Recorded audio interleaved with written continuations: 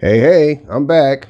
I just want everybody to know that a shift is taking place and the timeline that we're in, the collective timeline, is collapsing. Just like simulation, there are two timelines, the individual and the collective. The collective timeline that we're in right now is dying and it's going to affect all individual timelines. You may even see the timeline collapsing and don't even notice it. Let me ask you this. Are things around you starting to break? I mean irreplaceable things. Things that will cause a timeline shift. Are you constantly knocking over things that's always been in the same place? Are you hurting yourself or someone else by accident more than usual? How about when you're having a conversation with someone, do you immediately hear the words that you said being repeated on movies, television, or even the radio? Time speeding up even faster? These crazy weather anomalies that keep happening, summer one day, winter the next. The moon appears to be out of phase, and the sun is different too. I'm going to talk about that too in another video. The timeline we're in is shifting because of this Iran war. Everything that you're used to right now in this timeline is going to disappear, and we're going to move into a new timeline where everything is completely different. Over a year ago, I told you Trump was going to win the presidency because they had to put him in there, and that he was going to pull the rug from under the American people. And this is the thing about Trump, and I'm going to tell you something, and this is my opinion. Trump, he's going to do a lot of wonderful stuff. He's going to do a lot of good things, and it's a setup. He's going to appear to do a lot of good things to sway the public opinion, and then at the end, he's going to pull the rug from under everybody. So I'm telling you now, like I told you before, Trump was already president. It's so much, because you got to remember who's in charge. I also told you that the Epstein files disclosure was deliberate just to have this war. Most people believe that this war was to distract from the files, and it's doing a damn good job too. Nobody's really talking about it anymore.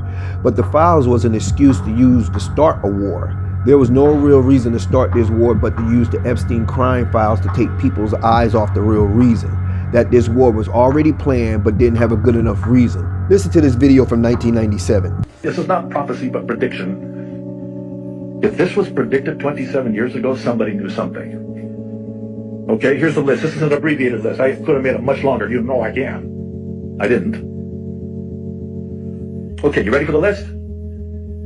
Fast mutating viral disease pandemics.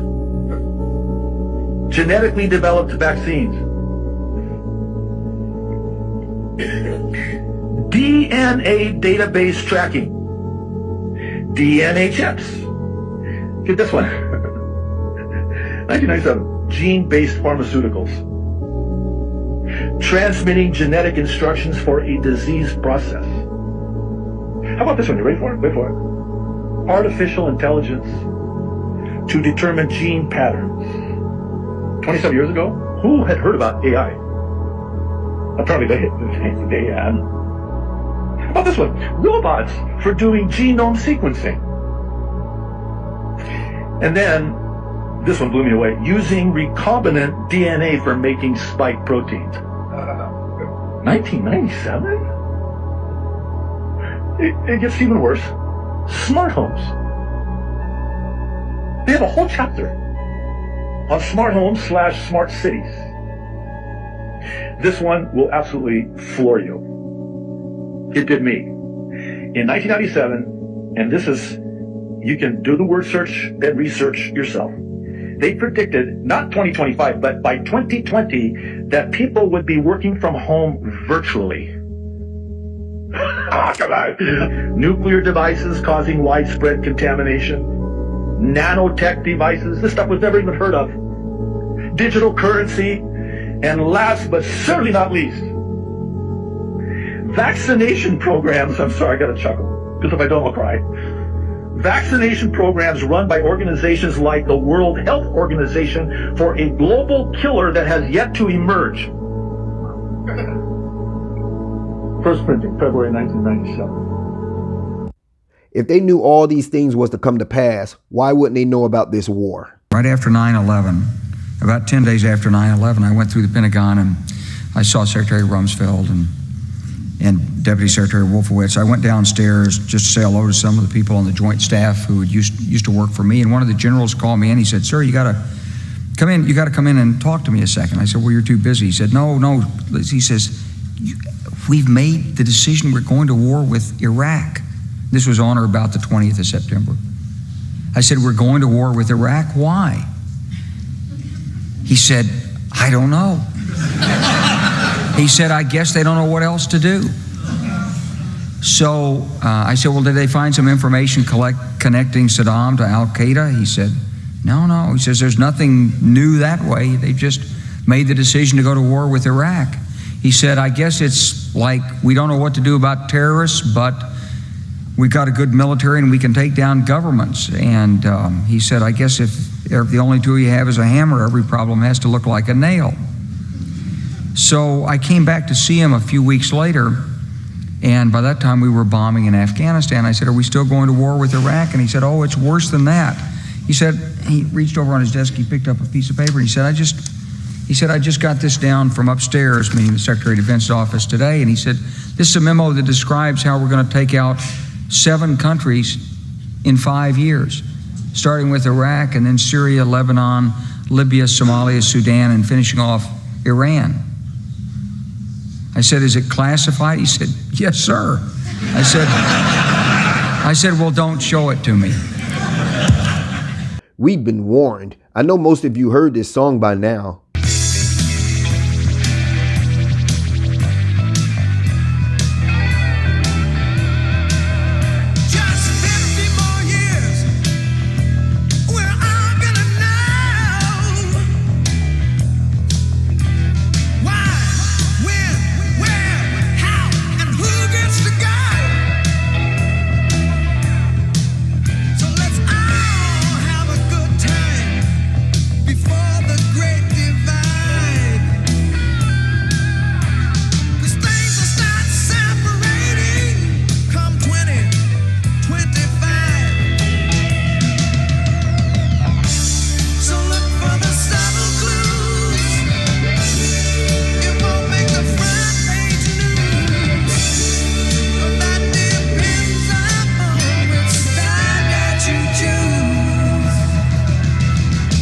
He said the Great Divide will begin in 2025. That was the year when Trump was inaugurated as president. The lyrics also said that we have about 50 years. That song was released in 1977. 50 years is 2027. 2027 is when we will have a 2-class system if we don't put a stop to it now. This war is to break the world and collapse the United States. We are running through our overpriced stockpile of missiles so we can create new government contracts for more updated weapons and drones and drain the remaining retirement funds of the U.S. and push us all to universal basic income. You see this here? This is a drone. You can buy one of these online or at one of your department stores for a few $100. But when the government buys drones, we're talking about billions of tax dollars. And guess who just set themselves up to collect all that money? The president's own sons, Eric and Don Jr. Eric and Don Jr. just happens to be investors in not 1, not 2, but 3 drone companies. First drone company called Power Us merged in Florida with a golf company, Arias Greenway Holdings Company. Company number 2, Unusual Machines. And number 3, Extend. It's an Israeli drone manufacturer. All of those companies are first in line to get government contracts on what? These drones. We are in the midst of another Enron, except this time the corporation is the United States. Oil prices immediately jumped at the start of the war, and we don't even have those barrels yet. They are purposely pushing the price of oil out of the range of public consumption and in turn warming us up to electric cars. Soon only the rich will be able to afford gasoline cars. Food prices will soar. Travel will become restricted. You see, they are easing in ICE as the new TSA agents.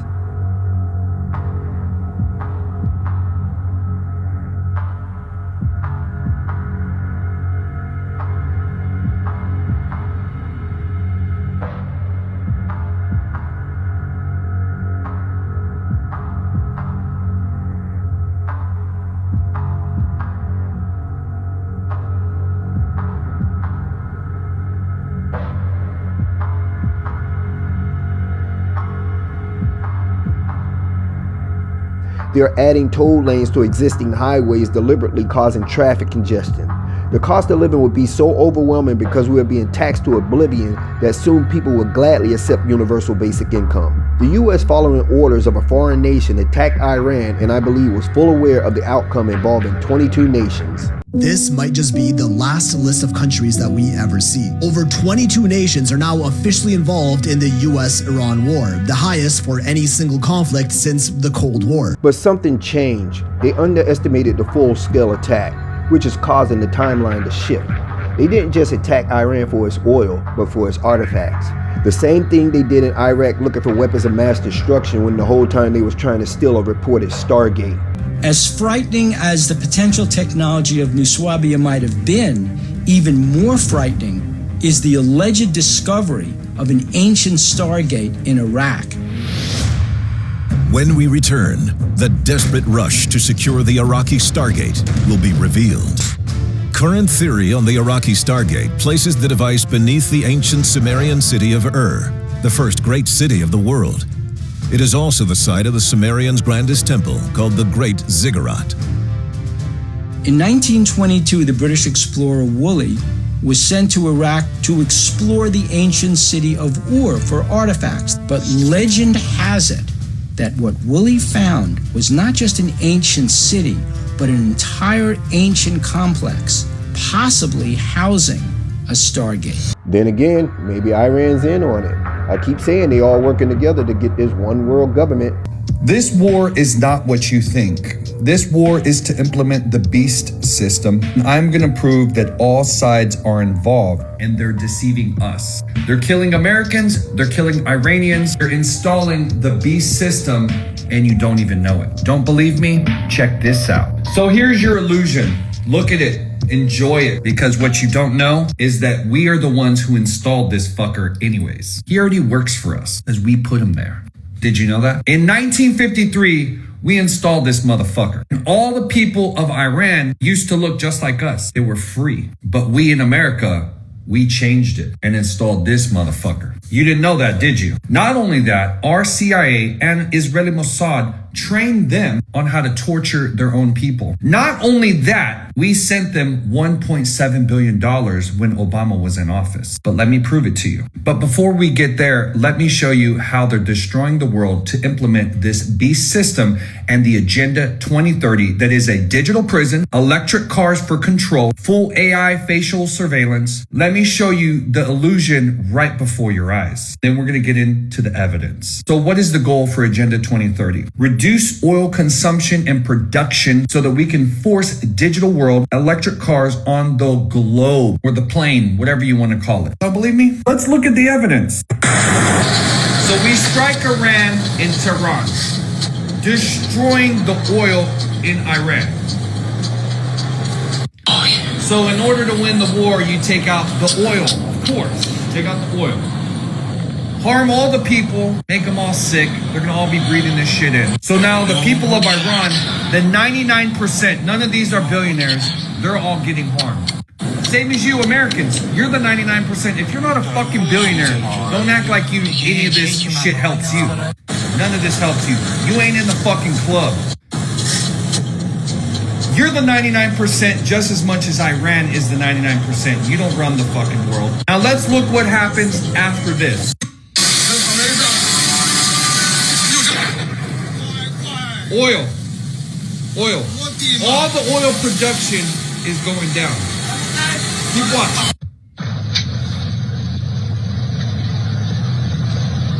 Who's gonna get hurt? The billionaires or you? You're getting attacked and you don't even know.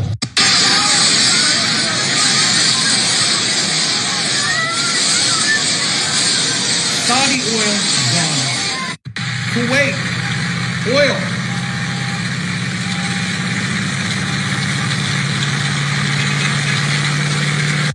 Qatar. See? Iran, Qatar. Iran, Saudi. Iran, Kuwait. Iran, Israel. So now all the oil fields look like this. And who does that hurt? The billionaires or you? All of you, 99% of the world. Before Obama left office, he sent $1.7 billion in cash to Iran. The money was delivered in actual cash, stacked on pallets and flown into the country.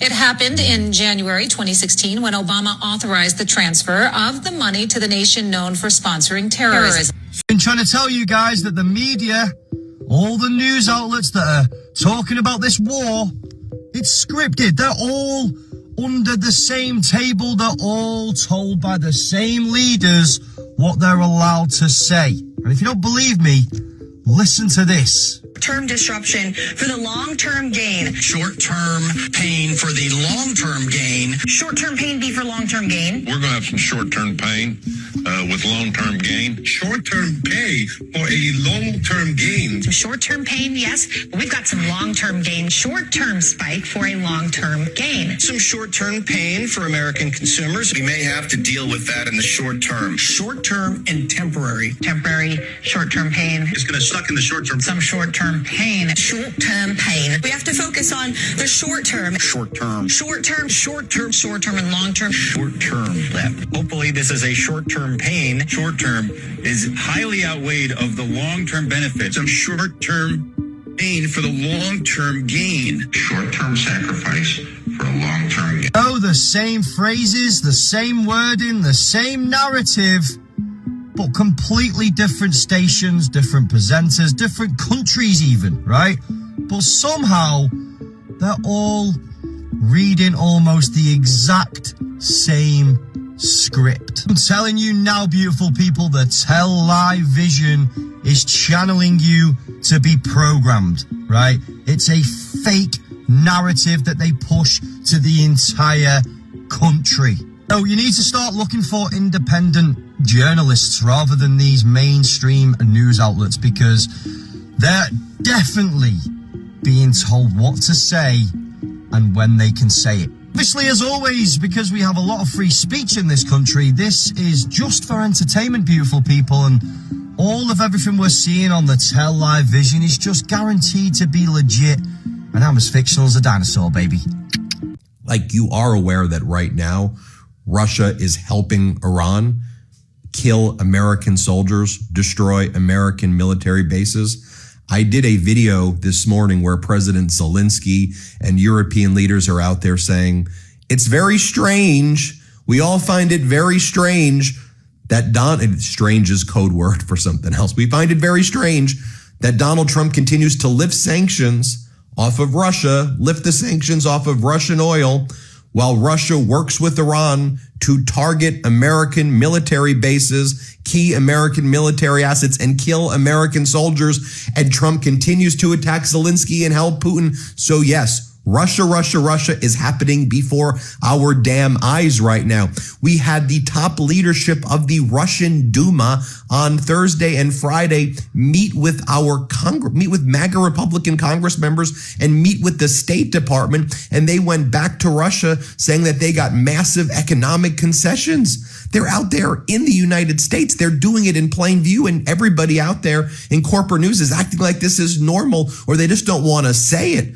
But Donald Trump is a Putin bootlicker. We're going to say it here, and we can show you he's helping Putin right now, in my opinion, because we can see all the data points that I'm just showing you, and Putin's helping Iran kill Americans and target American military bases. And the target is the human population. So that's a nice one. Going back.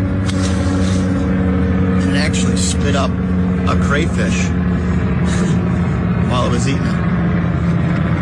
Look at that.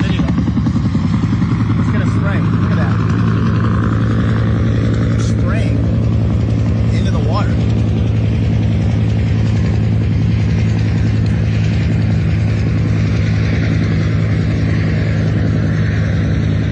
I'm sure that's great for the fish and for everybody.